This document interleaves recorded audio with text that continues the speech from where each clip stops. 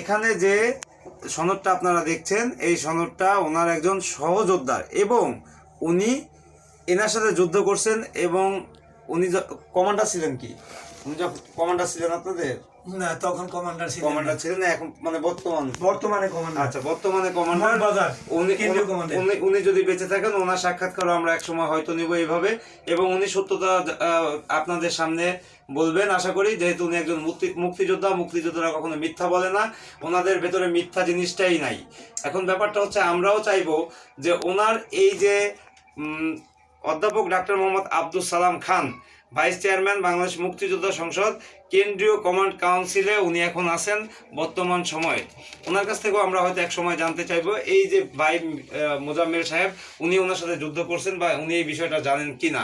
ভাই আপনার মানে আপনি ওনার সাথে যুদ্ধ করছেন একসাথে? হ্যাঁ, একসাথে যুদ্ধ করছেন। ওনার সাথে কোনো স্মৃতি আপনার মনে আছে কি? না, ওনার সাথে কোনো স্মৃতি আমার কাছে নাই, তবে একটা স্মৃতি ভারতের, সেটা মনে আছে। যখন আপনারা ট্রেনিং এ গেছিলেন? যখন আচ্ছা আচ্ছা, আপনারা কোথায় ট্রেনিংটা করছিলেন? বেগুনদিয়া ক্যাম্পে। বেগুনদিয়া ক্যাম্প, এটা কোন এলাকায়? 24 পরগনা। 24 পরগনার কি বেগুনদিয়া ক্যাম্পে আপনি, এটা হচ্ছে 71 সালের কি মাসে আপনি প্রথম ওখানে যান? এটা কি আপনার মনে আছে? সম্ভবত অক্টোবর মাসে। আচ্ছা, অক্টোবর মাসে আপনি এখানে যান। আপনারা কয় মাসে ট্রেনিং করেন? আমাদের ট্রেনিং কম হয়েছে 21 দিন। 21 দিন। এবার এই ট্রেনিং এর সময় আপনার সাথে ওনার একটা মানে স্মৃতি আছে, স্মৃতিটা কি আপনি আমাদের একটু জানাবেন? ট্রেনিং এর সময় এই স্যারই, এই যে স্যার, জি আচ্ছা, উনি কিন্তু আমাদের অনেক ট্রেনিং নিছে ওই যে ইয়ার সাথে, ভারতীয় যে মিলিটারি, যেটাকে বলা হয়, ওরা খুব সাহসী ভারতীয় মিলিটারি, যে এর সাথে একসাথে থাকতো সবসময় এই সারি।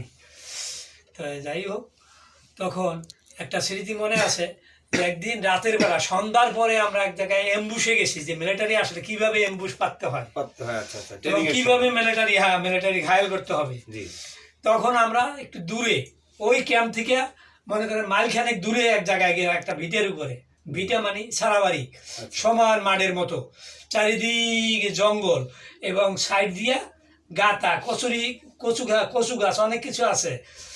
এবং ওই ট্রেনিংয়ের টাইমই যখন হুইসেল দিছে বাসে, তখন এমবুশের সময় আমরা ক্রলিং করিয়া ওই গাতার সাইডে গেছি, একেবারে বেড়ের পাশে।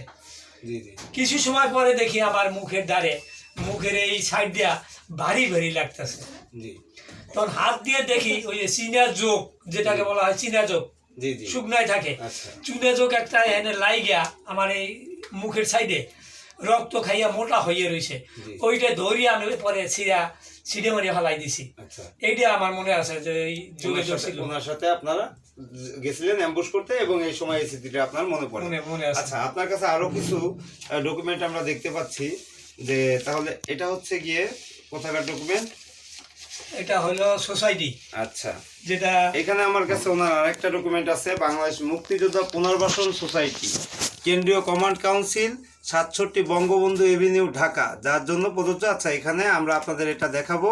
এখানে জাতীয় বীর আলহাজ এম এ সামাদ সরকার, প্রতিষ্ঠাতা চেয়ারম্যান কেন্দ্রীয় কমান্ড কাউন্সিল এবং মুক্তিযোদ্ধা ছায়া প্রধানমন্ত্রী, উনি এখানে সনদে বলতেছে মোজাম্মেল ভাই একজন বীর মুক্তিযোদ্ধা এবং উনি যুদ্ধ করছেন, উনি একজন মুক্তিযোদ্ধা, এইটা তারই সনদ।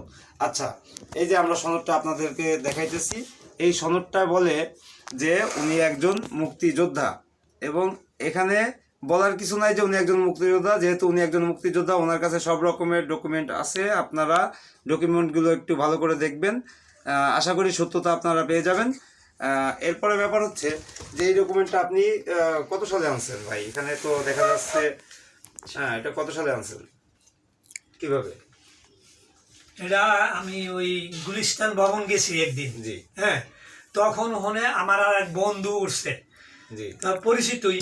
পরে হের লগে আমি গেছি, পরে হাসে ওখান থেকে আমার এই সামার সাপ এই সার্টিফিকেটটা দিছে। আচ্ছা, আপনি যে বন্ধু ছিল উনি কি আপনার সহযোদ্ধা ছিলেন বা এরকম কিছু, না এমনি বন্ধু যেমন হয় আর কি?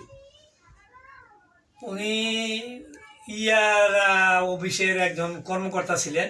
সেটা হলো ওই যে বলে, মনে করেন ভূমিহীন হ্যাঁ। অফিস, আচ্ছা আচ্ছা, ভূমিহীন অফিস আছে না, জি, ভূমিহীন অফিসের একজন কর্মকর্তা, ওনার সাথে গেছিলাম আচ্ছা ওখানে। আচ্ছা। যাই হোক, ওনার সাহায্যে আপনি এটা সংগ্রহ করতে পারছেন। হ্যাঁ। অন্যথায় আপনি ওখানে গিয়ে কিছুই আপনার লাভ হয় না, বা না। আপনি এটা পাওয়ার মানে করতেন না যদি উনি আপনাকে সাথে না নিত আর কি। যাই হোক, ওনাকে একটু সাহায্য সহযোগিতাও করছে কিছু লোক আছে, এমন কিছু লোক আছে যে ওনাকে চিনেন এবং ওনাকে সাহায্য করার জন্য তারা যে কোনো সময় আপনাদের সাথে বা আমাদের সাথে কথা বলতে পারে, যে কোনো জায়গায় হয়তো হাজির হতে পারবে। যেমন ওনার যারা সহপাঠীরা আছে, মানে সহযোদ্ধারা আছে, ওনাকে কথা দিছে যে যে কোনো প্রয়োজনে ওনারা তার মানে সহযোগিতা করতে এগিয়ে আসবেন। বা এরকম কার সাথে আপনার কথা আছে যে আপনাকে যখন বলছে যে আপনার সহযোগিতায় তারা এগিয়ে আসবে?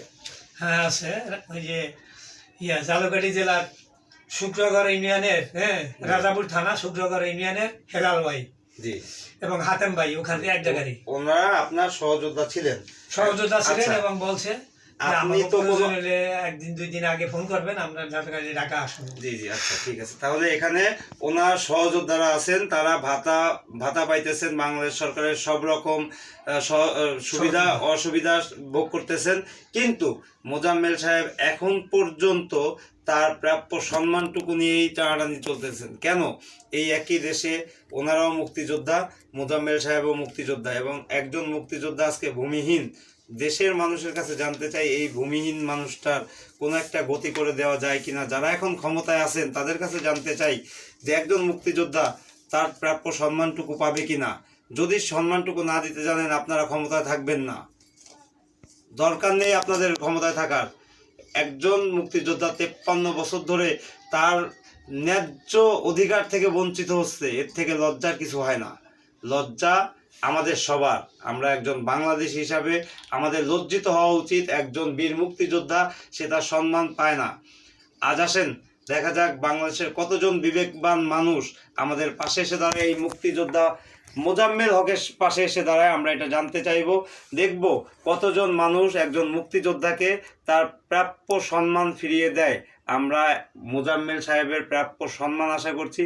ও এরপরে আরও কথা আছে, ওনার কাছে আরও একটা সনদ আমরা দেখতে পাচ্ছি।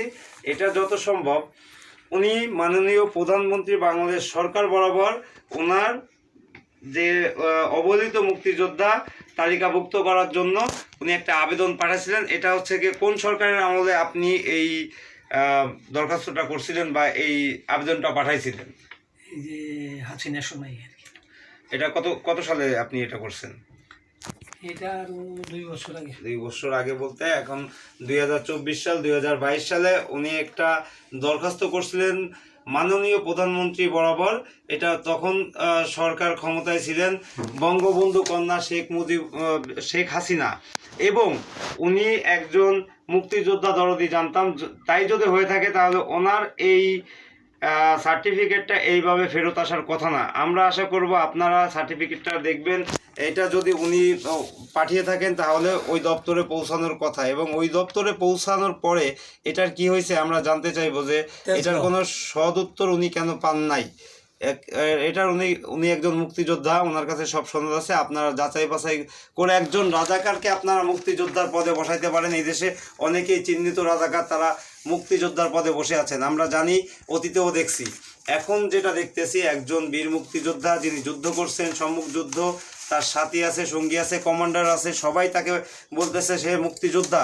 তার সনদ বলতেছে, তার স্কুল বলতেছে, ইভেন তার কাছে একটা মেডেল আছে। এই মেডেলটা হচ্ছে গিয়ে তার স্কুল তাকে 100 বছর পূর্তি, 100 বছর পূর্তিতে 2016 সালে এটা তাকে প্রদান করে চাচ্ছি ঈশ্বরচন্দ্র মাধ্যমিক বিদ্যালয়। উনি একজন যে মুক্তিযোদ্ধা, এটা তার স্কুল তাকে প্রদান করে, এটা 2016 সালে। আপনারা দেখেন উনি একজন মুক্তিযোদ্ধা, এবং উনি ওনার সব রকম জিনিস থেকে বঞ্চিত হইতেছে। আমরা বাঙালি, আমাদের এটা নিয়ে আমাদের সবারই একটা মানে কি বলবো, একটা মানে লজ্জার বিষয়। আমরা লজ্জার করা উচিত যে একজন মুক্তিযোদ্ধা তার কোনো সম্মান পাইতেছে না। আমার কথাগুলো আপনাদের কাছে অতি অতি যদি মনে হয় যে বেশি বলে ফেলতেছি বা অনেক বলে ফেলতেছি, না এরকম কিছু না। আসলে আমাদের সবার লজ্জা হওয়া উচিত একজন মুক্তিযোদ্ধা কেন তার মানে এই দেশে ভূমিহীন।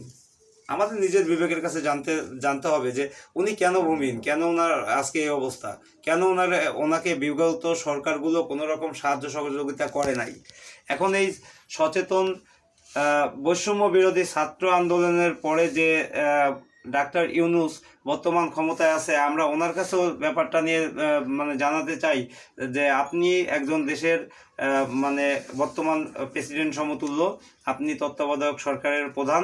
আপনার কাছে আমরা যেটা বলতে চাই যে আপনি এই যে মুক্তিযোদ্ধা, এনার মুক্তিযোদ্ধা নিবন্ধন মানে তালিকায় নিবন্ধনের জন্য আমরা আপনার কাছে আকুল আবেদন করছি, এবং ওনার সত্যতা যাচাই করে ওনার সহযোদ্ধাদের এবং ওনার কমান্ডারের সাথে যোগাযোগ করে ওনাকে ওনার মানে ন্যায্য প্রাপ্যটুকু আপনারা তার সম্মানটুকু তাকে দেন। একজন বীর মুক্তিযোদ্ধা তার সম্মান পাক, আমরা এটাই আপনাদের কাছে আকুল আবেদনে জানাইতেছি। মুজাম্মেল ভাই, যদি আপনাকে কারোর খোঁজ নিতে হয়, বা আপনার কাছ পর্যন্ত পৌঁছাইতে হয়, কিভাবে আপনার সাথে যোগাযোগ করবে? আপনি যদি একটু বলে দেন যে কিভাবে আপনার সাথে যোগাযোগটা করবে। তাহলে আমার টেলিফোন নাম্বার নেই? জি, আপনি আপনার নাম্বারটা বলবেন, এখানে নাম্বারটা বলেন। 017 হ্যাঁ, আস্তে আস্তে বলেন। 017 92 92 16 16 73। 73। এটা হচ্ছে গিয়ে আমাদের মোজাম্মেল ভাইয়ের নাম্বার। আমরা এরপরে আবার স্ক্রিনে ওনার নাম্বারটা দিয়ে দিব। আপনাদের যদি ওনার সাথে যোগাযোগ করতে হয় যোগাযোগ করবেন, এবং উনি যে সত্য একজন মুক্তিযোদ্ধা এটা প্রমাণ করার জন্য যা করতে হয় আমরা আছি সাথে, এবং চাইব সমস্ত দেশের মানুষ আমাদের সাথে আসুক এবং ওনাকে সাহায্য করুক ওনার প্রাপ্য সম্মানটুকু পেতে। তাহলে আমরা সামান্য হলেও নিজেদের বলতে পারবো আমরা বাঙালি এবং আমরা বাংলাদেশি। আপনাদের সাথে আবার দেখা হবে, ওনার সাথে আমরা আবার কথা বলবো, আবার ওনার সাথে আমাদের দেখা হবে, সবার সাথে দেখা হবে এই প্রত্যাশায়। আল্লাহ হাফেজ।